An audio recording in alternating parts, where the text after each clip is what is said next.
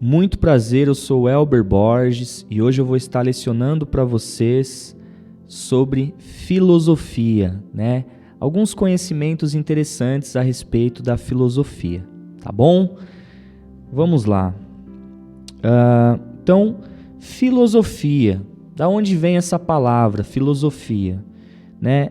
A origem dessa palavra vem do philo, que significa amizade, né? Então, no grego, essa palavra philo significa amizade. E sofia significa sabedoria. Então, filosofia seria ser amigo da sabedoria, a amizade com a sabedoria, né? Então, é ser amigo do saber, ser amigo do conhecimento, né? Ter intimidade com o conhecimento, com a compreensão, com o entendimento. Então, essa é a ideia da matéria da sabedoria, da filosofia, né? Então, a filosofia, ela tem alguns objetos de estudo, né? E quais são os objetos de estudo da filosofia? Então, a filosofia ela investiga vários assuntos relacionados a diversas coisas. Eu vou citar para vocês alguns mais conhecidos, né? Por exemplo, a filosofia, ela estuda sobre a vida, né? Ela busca compreender as coisas da vida, ela busca compreender a verdade. Então, a sabedoria busca compreender o que é a verdade, né? A entender o conceito de verdade, né? A filosofia, ela procura compreender a política. A filosofia está muito alinhado e ligado com as questões políticas também. Ela estuda, né, a construção política na sociedade, né? O que mais que a filosofia estuda? A filosofia estuda a existência humana, né? As razões por qual nós existimos, para que nós existimos, né? Que mais? Ela estuda compreender a vontade do ser humano, né? Os desejos, as vontades, por que o ser humano faz o que ele faz, né? Os comportamentos também, né? A filosofia procura estudar e compreender também a experiência humana com as coisas criadas, com os objetos, com pessoas, né? na interação social, né? A filosofia estuda a metafísica, né? A transcendência, né? Aquilo que está para além do físico, né? Da metafísica, ou seja, é algo que está para além do físico, da matéria, né? Envolve um pouco essa questão subjetiva, né? Da essência, né? Da alma, da espiritualidade, né? Da transcendência, divindade, né? Então, a filosofia procura compreender também essas coisas. A filosofia procura estudar também as estruturas sociais, como que a sociedade se estrutura, por que ela cria as leis, né? As éticas, né? Essas estruturas, né? De lei, de regras que regem a interação humana na sociedade. A filosofia procura entender os por detrás disso, né? O que está por detrás disso. A filosofia procura entender o conhecimento, da onde vem o conhecimento, o que é o conhecimento, né? Então, o conhecimento é um objeto de estudo da filosofia. A filosofia procura compreender o belo, aquilo que é conhecido como belo, a beleza, né? É um pouco desse lado artístico também, né? Da arte, da beleza. A filosofia procura respostas sobre isso também, né? Sobre o sofrimento humano, né? Sobre o sofrimento humano, a filosofia também procura compreender o sofrimento da humanidade, das pessoas, né?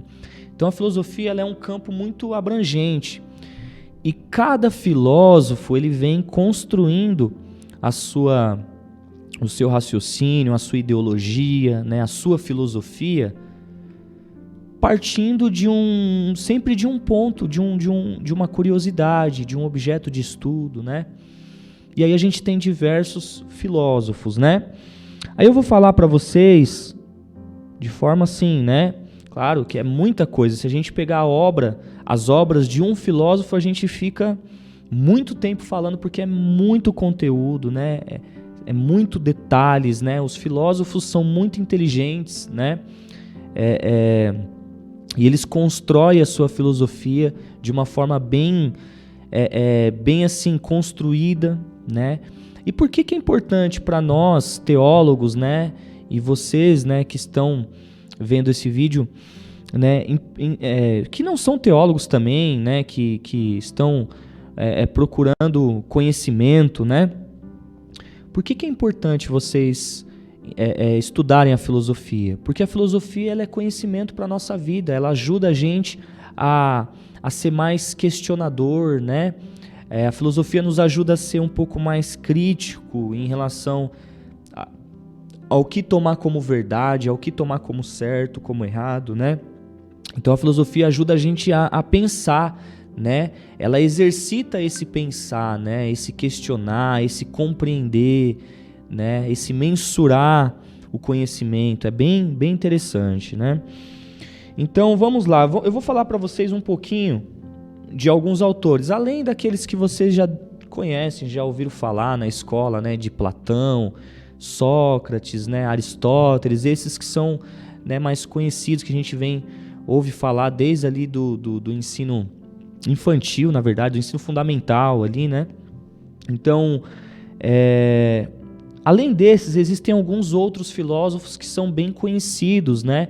E que contribuíram aí para a sociedade com as suas obras, né? De forma bem significativa, né? É claro que assim, nem tudo a gente vai pegar como verdade ao pé da letra, né? Eu acho que uma coisa assim muito importante que eu aprendi com Deus, né? É que nós precisamos ter discernimento para filtrar aquilo que realmente é conhecimento proveitoso, conhecimento bom, conhecimento verdadeiro, daquilo que não é. Então, quando a gente aprende a peneirar, a gente absorve aquilo que é bom, aquilo que é verdade e descarta aquilo que não é verdade, né? Então, como dizia um pastor amigo, né? Nós precisamos aprender a comer peixe sem comer espinho, né? E todo mundo tem algo bom a contribuir, né?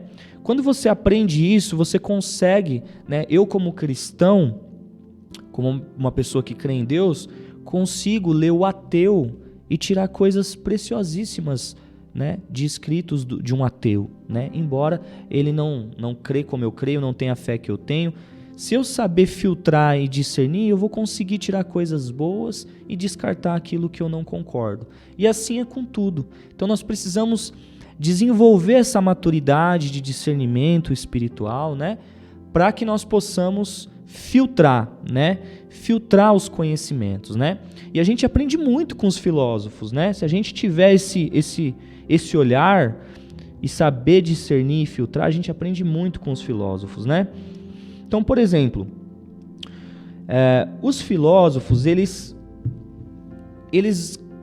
cada um constrói sua filosofia com um objeto de estudo, como eu disse, né? Então, eles têm uma inquietação, algo, e eles começam a buscar estudar sobre isso e trazer respostas sobre isso. E aí, assim, uns vão procurar estudar a existência, né? E aí a gente classifica esses filósofos, né? A gente organiza ele num grupo chamado os existencialistas. Por que existencialistas? Por quê? Porque eles dedicam as suas obras, né?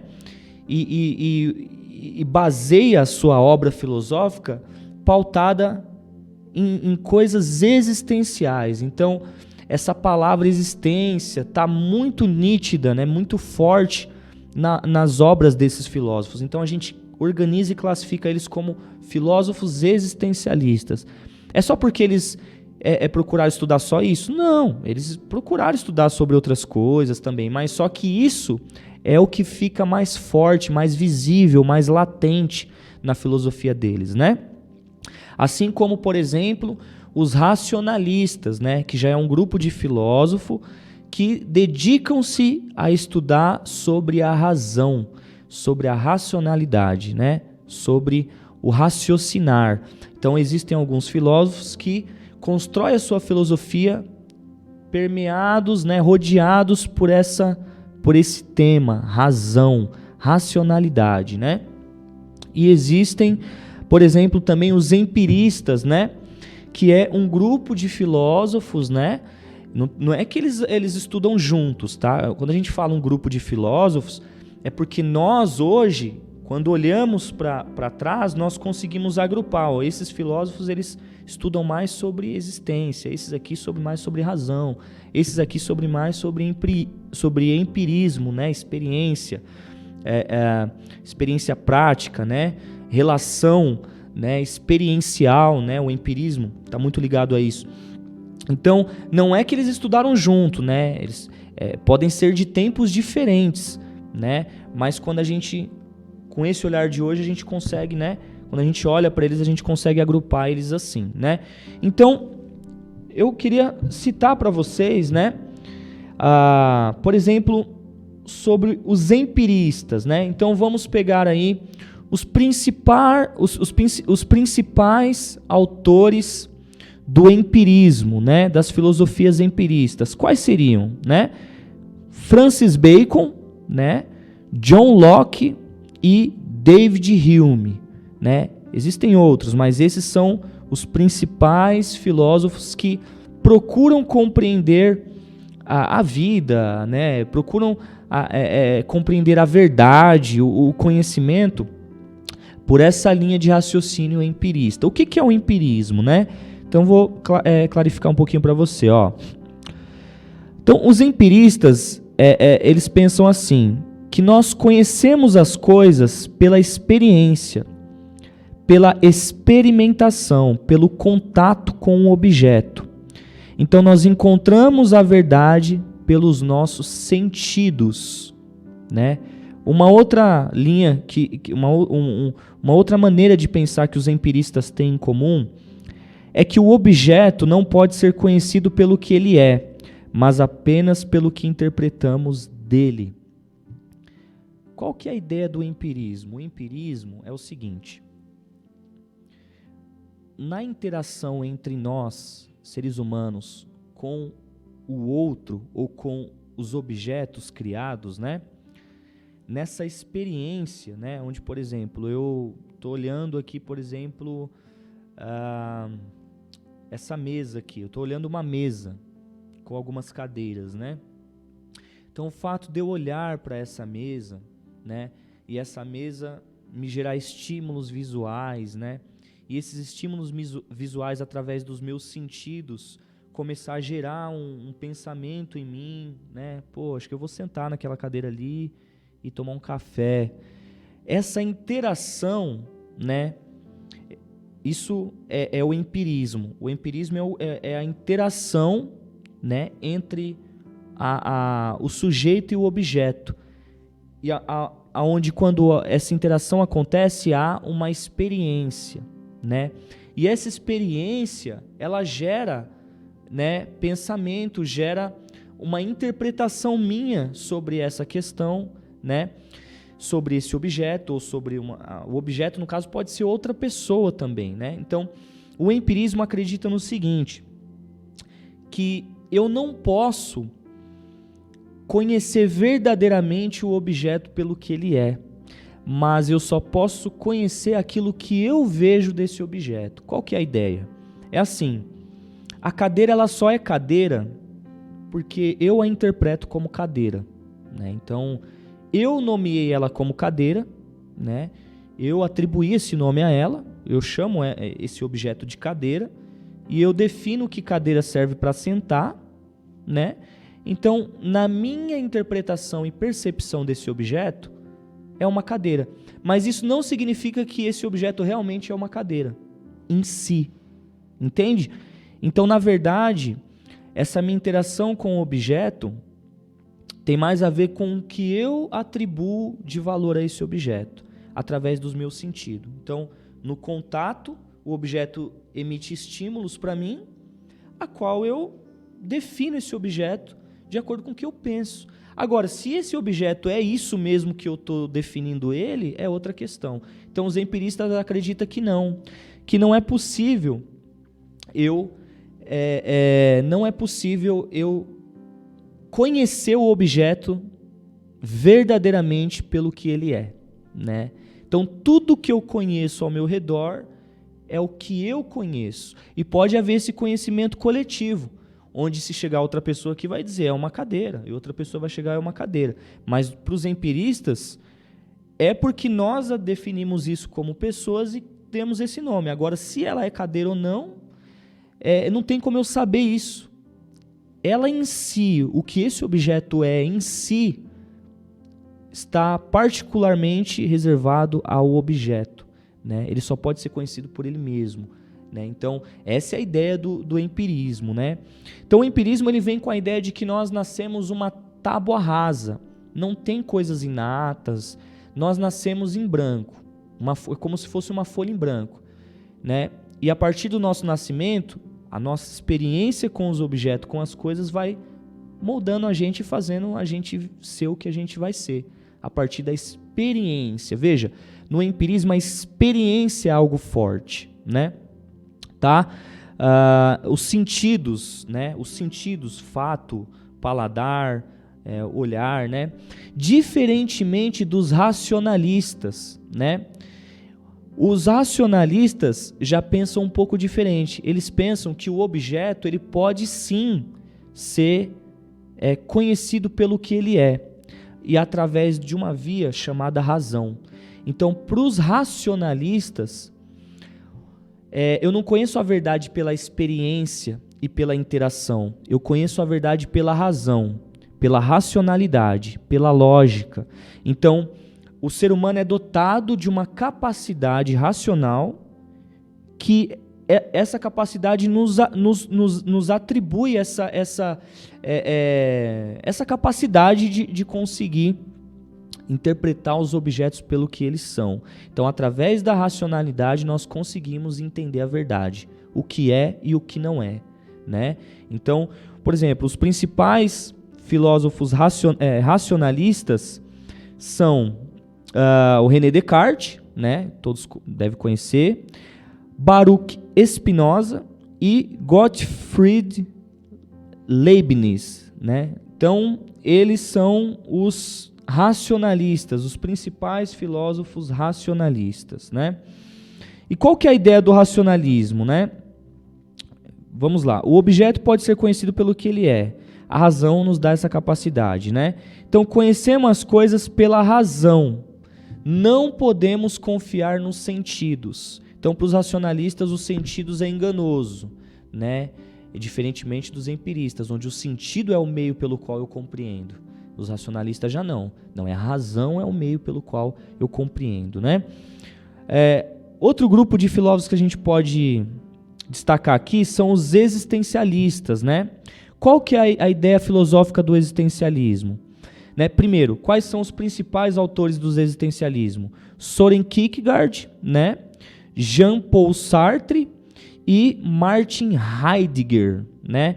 Esses são os principais existencialistas. Qual que é a ideia do existencialismo? O que eles estudam? Eles estudam a liberdade humana e sua singularidade. No existencialismo, é a existência que manda, né? Um lema deles é assim: a existência precede a essência.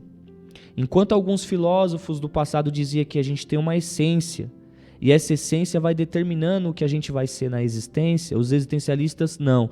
Eles dizem, não, conforme a gente vai existindo e vivendo, isso vai definindo, vai criando a nossa essência. Então a nossa essência ela é criada a partir da existência. É um pouco similar ao empirismo, mas tem algumas diferenças. Porque o enfoque dos existencialistas é a liberdade incondicional das pessoas, né? Por exemplo, é a busca por propósito, essa busca, essa liberdade, é a responsabilidade individual. Então, para os existencialistas, o indivíduo é o sujeito responsável pela sua vida.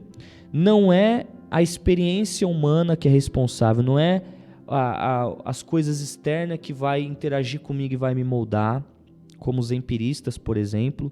Não é também a minha racionalidade, a minha razão, não. Mas é a minha individualidade, a minha vontade individual, né, de buscar propósito na existência. Então isso vai fazendo, né, com que eu seja quem eu sou, eu me torne quem eu vou me tornar. E essa responsabilidade, essa liberdade me leva a uma angústia, né? Os existencialistas estudam muito essa questão da angústia, né? Do sofrimento, porque como eu sou o responsável pela minha existência, então eu sofro quando eu não atinjo aquilo que eu desejo atingir, né? Então, os existencialistas, eles batem muito na filosofia de Hegel, por exemplo, né? Por quê? Porque Hegel, ele vem dizendo que não existe uma verdade absoluta, as verdades são mutáveis. Existe um espírito da época, né, que ele diz, que seria a cultura. Né? Por exemplo, nos tempos passados, as pessoas não se divorciavam tanto. Hoje já se divorciam mais. Né? Em tempo passado, a Terra era quadrada, um exemplo, né? Um exemplo assim. Hoje a gente entende que a Terra é redonda, né? A Terra era plana antes, hoje a Terra é redonda. Então, pro Hegel, tudo vai mudando, tudo vai se modificando ao longo do tempo, né? E para os existencialistas, não, para os existencialistas, na verdade, não é a cultura, não é essa mudança que vai gerando quem eu sou. A cultura vai mudando, então eu estou nesse espírito da época, nessa cultura, eu vou sendo moldado pela época. Talvez se eu tivesse, de acordo com Hegel, se eu tivesse há 10 anos atrás, eu seria totalmente diferente do que eu sou. Porque eu sou o que o espírito da época, o que a cultura, o que a história está construindo. Eu estou no meio disso, né? Então eu sou mais assim, passivo, entre aspas, à cultura, né? Ao meu contexto histórico, familiar. De acordo com os existencialistas, não. Eu sou o responsável. Eu sou o agente responsável. Independente, não é a cultura, não é a religião, não é nada, não é a cultura, não é o contexto histórico. Sou eu. Eu sou o responsável pela minha existência, né? E eu faço da minha existência aquilo que eu quiser fazer. Eu tenho uma liberdade incondicional, os existencialistas dizem, né? Eu sou o sujeito. Eu, na minha subjetividade, né, escolho existir do jeito que eu quero, né? Então, o foco é o homem, é o sujeito. Ele interage com ele raciocina, ele interage, mas o foco é o sujeito, é a responsabilidade de escolha, como agente de escolha. Entendeu? O foco do racionalismo já é a razão, o foco do empirismo já é a experiência, né? Hegel já é a cultura, né? Schopenhauer, por exemplo, um outro filósofo muito conhecido, já é a vontade, né? Então, para Schopenhauer já é a vontade que pulsa o ser humano, né? É o desejo, né? É o desejo. Schopenhauer já vem com essa ideia também do inconsciente, né? Um desejo inconsciente, onde depois disso vem Freud, muito inspirado por Schopenhauer, vem começando a desvendar e conhecer essa questão do inconsciente, né? Então, veja, cada filósofo ele vai para um rumo. Uns estudam mais a vontade, outros mais a existência, outros mais a razão, outros mais a experiência, né? O empirismo, né? Kant, por exemplo, que vem também tentando fazer um equilíbrio entre os racionalistas e os empiristas, né? Dizendo, não, tem coisas que são inatas mesmo, né? Mas tem coisas que é adquirido na experiência, né? Então, assim, são muitos filósofos, né? Mas é muito interessante você estudar sobre eles, porque eles têm muito a agregar. Mas lembre-se, né? Sempre com filtro, com discernimento, porque eles são muito inteligentes em construir raciocínios, né? Mas às vezes tem alguns buracos nesses raciocínios, às vezes tem algumas coisas que contradiz contra a nossa fé, né? Se opõem contra os valores de Deus, contra a palavra de Deus. Então nós precisamos ser minuciosos ao estudar eles, né? E tirar aquilo que é bom, né? Aquilo que é proveitoso, e rejeitar, refutar aquilo que, né, está contra a palavra de Deus ou aquilo que nós temos como verdade, né? Beleza, gente? Essa é a primeira aula, vou finalizar aqui essa primeira aula. Nos encontramos então na próxima aula. Que Deus abençoe a vida de vocês.